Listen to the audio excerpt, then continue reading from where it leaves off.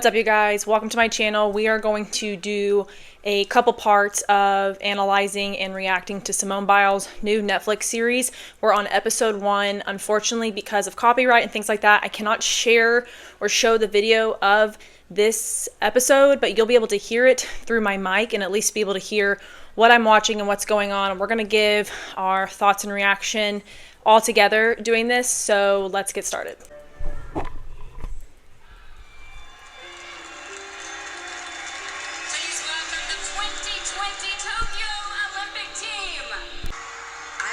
Had really good intuition about things, like freaky.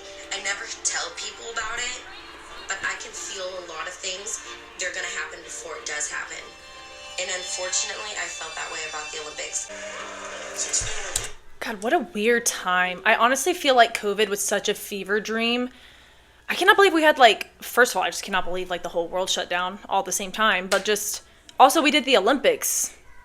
Such a weird time. It just felt so... What a dark time. Simone was the face of the Tokyo Olympics. Already the most decorated gymnast ever. So it wasn't a question of whether Simone would win a gold, it was a question of how many golds. Every single medal is gold. Here we go. This is called an Aminar. Oh my god, I literally have goosebumps. I don't even know if you can see my arm right now, but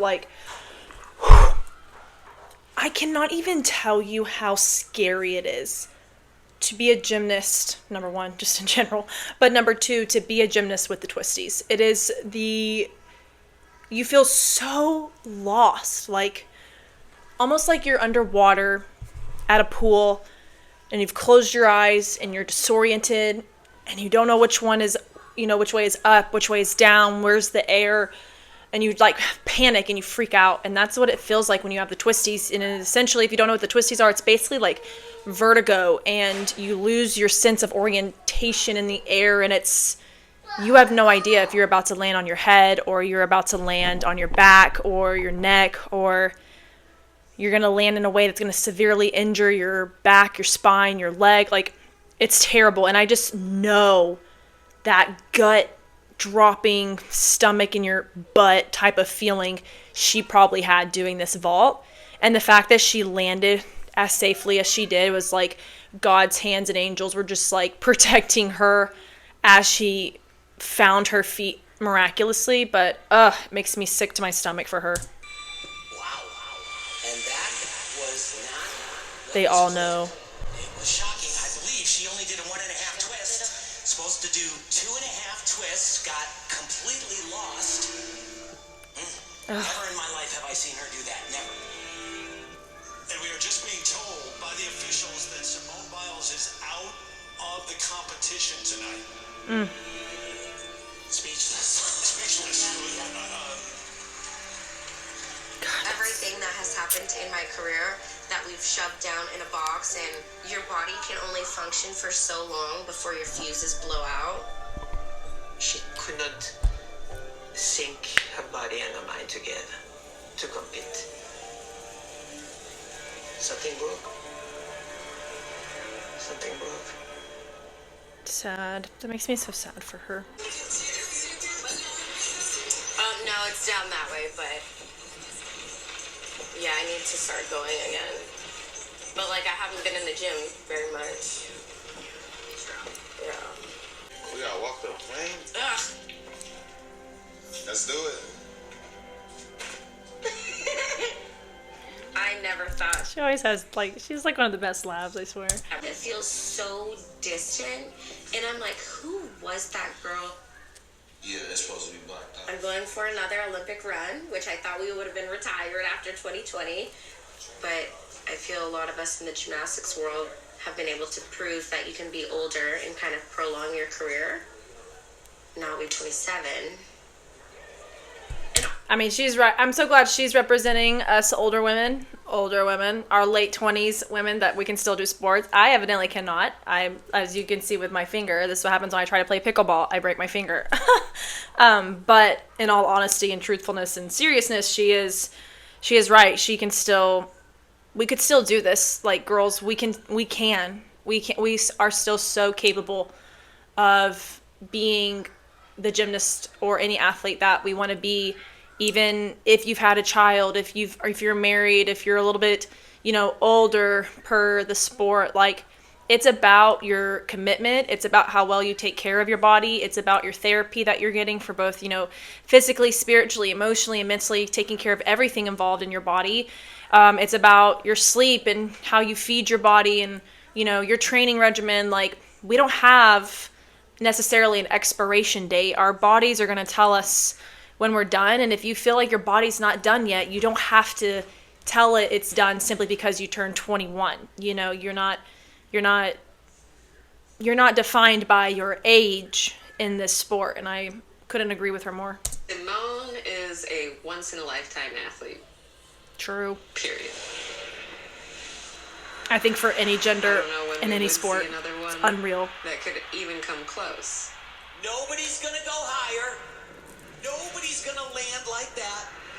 She has such explosive power, but she's able to control it. She really does seem to have this sense of where she is in the air. I think Tom Brady is a close second to Simone, just given how many teams he's been on and how successful he's been on those teams. I think that relates really strong with Simone, given, you could look at somebody like Tom Brady and be like, well, yeah, you had this really strong team in New England, so of course you're going to win Super Bowl after Super Bowl. But look what he went and did when he went to the Buccaneers out in, was it Florida? I don't really know NFL football, but I can give respect where it's due.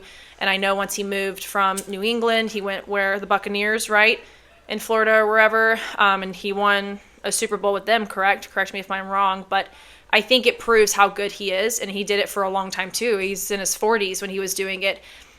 So I think comparing him and Simone is honestly it's pretty relatable and it's pretty close. But I think just comparing Tom to Simone in terms of, it wasn't Tom and his team, it wasn't only because of New England did Tom win a Super Bowl. Yes, they all work together. They're a team, but the fact that Tom went to another team and won another Super Bowl, like, come on. The guy is really good at his sport, and he's obviously crafted it to, be deemed as a master in his sport and at his level. And I feel that way with Simone too. Look at all the different, Olympics she's been to, now on her third one, and all these different age essential brackets she's been in. She was 18, and then she was 21, 22, and now she's 27, and she's kind of proving her Tom Brady to everybody, is that it's not about how old I am. It's not about the cycle. It's about me. I am excellent. And you're going to see that no matter where I go or what age I am and, what cycle I might be in terms of Olympics. And I feel like that's same with Tom Brady too. Which surpasses any of the other gymnasts.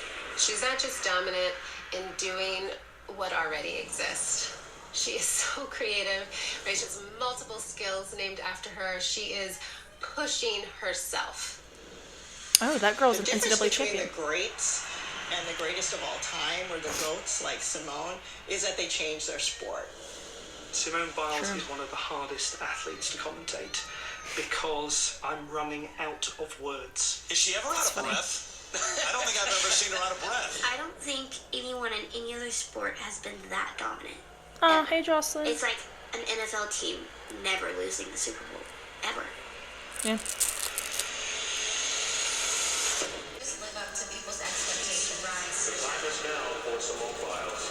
And the pressure sometimes from the media can get you fed up with that. How is it that you stay motivated? I'm trying to be better than I was at the last meet, so I'm trying to beat myself. I feel like each one gets better and better. Want to do better? When eyes on you and every single move Keeps taking the sport to new heights. every single skill, it is done. I'm like stressed for her watching this. Like, I can only imagine, literally. Back to watching the Tokyo. Man, they've been filming this and planning this Netflix release for a long time. We could not go out. So you go in the gym, you come back, you're in a room, in social media, and just in a room. And what do you think? What an awful time for anyone's mental health, honestly. And we wonder why we have so much like mental health stuff going on post-COVID. Like, we were in our houses, we were on the phone constantly. Oh, just awful, awful, awful for our mental health. About gymnastics? It's just like every day. I pray, I wake up, spit test is good. In training, like we wear a mask as much as we can. It's been so far, fingers crossed, so good.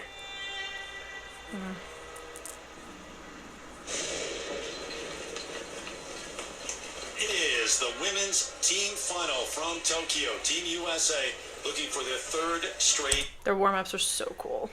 gold medal. We marched in, but everything was so bright at the games, and I love when they do dark audience, and maybe that would have helped some of them just maybe pretending there was people. We have the families back at home. Hello, everybody. Okay, this is going to be my last little comment of this segment, and then we'll move on to part 2. But I really want people to grasp and understand just how effing hard this Olympic cycle probably was on these girls and these women.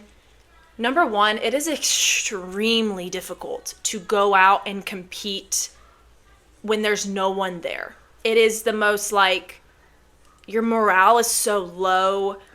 You have, like, no hype from the crowd. You have no, like, camaraderie. You have no one there that it just feels so secluded and so lonely. And that happened to us at a college meet once, where we went to a smaller school and there was, like, literally 68 people in the crowd. And we're used to, at that time, we would have like 4,000, 5,000, around 3,000 average, I think, when I was on the team. But like we would have a jam-packed Barnhill. And when we went to this big arena with like 68 people, we were like, this is tough. This is tough to compete in. And we honestly didn't have the best meet because all of our morale just felt so low. And as much as it's our responsibility to stay on our bubble and to keep the hype up and be each other's hype man, like that's a tough thing to do. And it's definitely a learning opportunity and experience.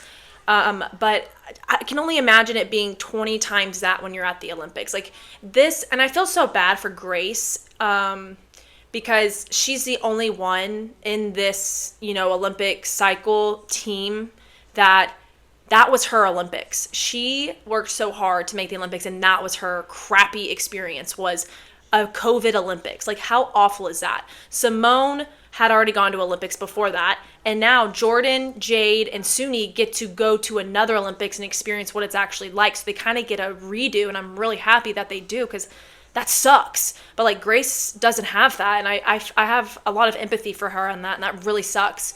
So I can only imagine how hard it was to go there to the Olympics knowing you've worked so hard to get here. Nobody's there to watch you. You don't feel like you have much support around you. So that in itself is really, really tough for them to do. Second thing, they're doing this during a pandemic, which was, a lot of mixed emotions and a lot of things happening. And it was a scary, very confusing time, especially then. It was 2021, so it was still very fresh with it hitting us and things. And like I said earlier, it's you have the stress of getting COVID, being around it. You don't want to get it, obviously, just in general, but also because, you may not be able to compete, and then that's all you have. You have COVID testing practice in your room, COVID test practice in your room, COVID test practice in your room. Like, I can only imagine just how, like, much their mental health was struggling that bad. And then my third thing is specifically geared towards Simone. I thought this going into the Olympics for her, but I had hoped the best for her because obviously she went through it and she was handling it. I assumed she was handling it the best that she could.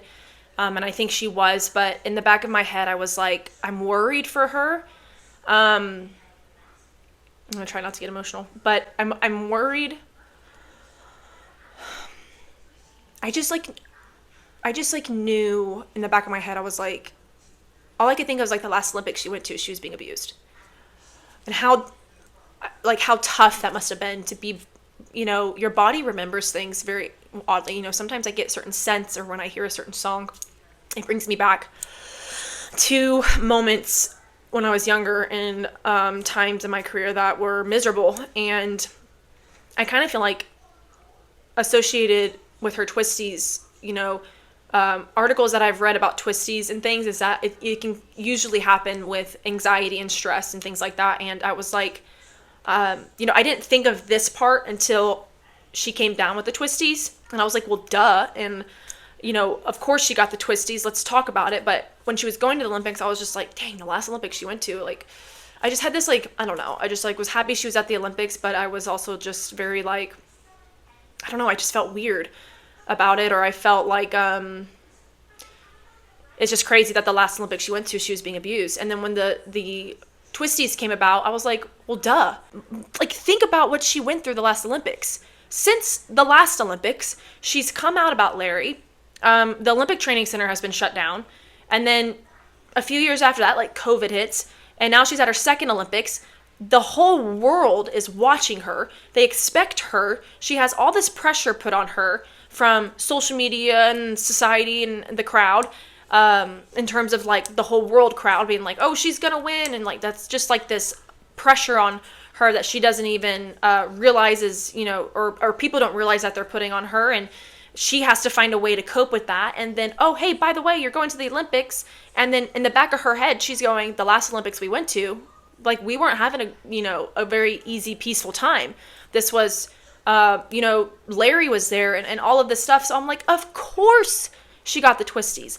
Her brain is done. She's done. She cannot do this anymore. She has suppressed and swallowed so much in her life that so many people wouldn't be able to do, all while performing on the highest stage ever, being one of the best athletes to ever live and that we probably ever will see, doing this during abuse. Now she's doing it during COVID. She's going to her second Olympics. And I'm like, that would make the strongest man crumble and the strongest woman crumble. She is broken, and that's what our coach said. And I don't want to say it like that. She's not broken, but something broke. That's what I should say. Something broke, and it was just like she had this bridge, and it was like boulder on boulder on boulder, and eventually that bridge just broke, and it happened at the Olympics, like the worst timing it could ever happen, and it happened to her at the Olympics. So I'm like, of course she got the twisties. It's set on from anxiety or stress and all these things. And then I'm like, it's a mental injury. She is injured. Just because you can't see it doesn't mean it's not there. And people are saying, like, she's mentally weak and she's mentally unstable and she can't even push through a hard day. She's not mentally tough. All of these women are entitled. Look at these weak athletes and weak women and weak people we've created. And it's not that. She had an injury. A mental injury. And if anybody had to experience that, they would understand. And that was what was so frustrating for all of us who understood where she was, to see, because, half these people commenting about her, they're all lazy on their couch, not doing anything with their life. And then the other people are, just spitting about things they have no idea. And I'm like, you don't understand what it's like to get the twisties as an athlete, as a gymnast, a cheerleader, a diver, a tumbler, whoever. It is a literal injury, and we have to work through the twisties, and we have to relearn stuff just like you do when you have a physical injury. So just because you can't see it doesn't mean it's not there. And you want to talk about her being tough. The girl had 2 kidney stones at, like, Worlds or something and won. She's had, injuries. She won the effing Olympics. What was it? 4 or 5 gold medals, 1 bronze, 1 silver. What was that medal count after Rio? All while being abused. Like, seriously? I get so angry for her. So that's, when all of that happened, it just made me so sad for her and so frustrated, because I'm like, this bridge has been waiting to break, and I feel so sorry for her. And I wish, something could have taken it off of her and off that pressure off of her, where it didn't result in her breaking in front of the whole world. But you know what? Everything, and I say this carefully because unfortunately it was her that was going through these trials, but for me personally, everything happens for a reason, and God has a plan. And I feel like for her, as horrible of a time it was for her, I think it was a time that she was being used to be everything we needed to finally see it put her in a situation where she almost had to come back for the next Olympics to kind of seal that envelope and close the chapter, because that's not how she probably wanted her career to end, was this Tokyo Olympics. And so that meant she was going to be 27. So look at this stigma she just broke, and along with Jordan and Jade and Suni doing that with her. It opened up the conversation about, mental health with athletes and how your mental health can truly take a physical toll on you. And then it also brought up the conversation for the twisties and what exactly that is. And it opened so many doors and led to so many good things because of what she went through. And I just feel like we owe her so much thanks and respect because she went through that. So, and out of that, we were able to get so much good. But I just hate that it came at a cost for her to go through what she went through. But it's beautiful to see good coming out of this, and she is pushing for that good, because she could, wallow in pity and have given up, but she didn't. She fought, which is so hard. She fought, she came back, she opened the door, she had hard conversations, she dealt with people talking awful about her, all for her love of gymnastics and love for the next generation. And we just owe her so much respect because of that. So I want to make that a point, that and make sure that gets acknowledged, that she has done so much for our sport before Tokyo, but then Tokyo, she went through all of this stuff, but it has led to so many open doors for progress in our sport. And I just, we truly couldn't have done it without Simone being a part of it. She's a huge part of the progress that we've had in the sport, on top of Allie and Jordan and Michaela and Kyla and all these girls that kind of, went forward, especially when they were talking in front of, the Senate, I believe, when they were talking about Larry and all of those things. And then just all of the women that came forward with Larry, the tons and tons of women, all of them were a part of the change that we needed, and the conversations that we needed in this. Sorry, my toddler's talking. But they were a part of those conversations that we needed to happen to help the next generation. And Simone was a huge voice in that as well, just given her name and platform. And then when she goes to Tokyo, she just makes an even bigger platform for the mental health stuff and all of these other things. So I really want to just to address that and give my respect there and address that, and just acknowledge that we do owe her a lot of gratefulness, a grateful heart, and a lot of thanks to her, because she really did help tremendously change the sport for the better. So with that, I'm closing out. Let's move on to part 2.